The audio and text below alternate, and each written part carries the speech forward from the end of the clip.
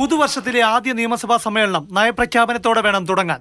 Governor സർക്കാർ പോരിനിടെയാണ് ഇത്തവണ നയപ്രഖ്യാപനം. പക്ഷേ ഭരണഘടനാപരമായ ഉത്തരവാദിത്തത്തിൽ ഗവർണർ ഉടക്കിട്ടില്ല.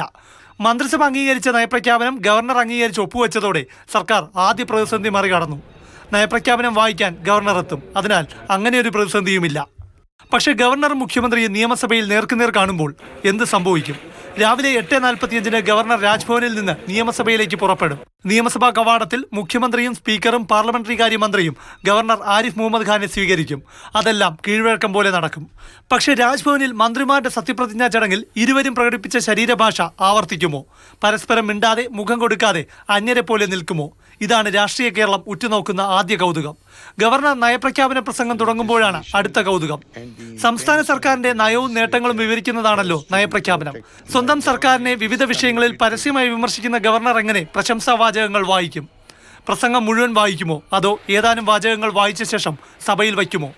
തനിക്കുള്ള നീരസം പ്രകടിപ്പിക്കാൻ ഗവർണറുടെ കയ്യിലുള്ള ഏറ്റവും വലിയ ആയുധമാണിത്. ഭരണഘടനാ ഉത്തരവാദിത്തം നിറവേറ്റി നയപ്രഖ്യാപനം വായിച്ചെന്നുമാകും, അനിഷ്ടം പ്രകടിപ്പിച്ചതുമാകും.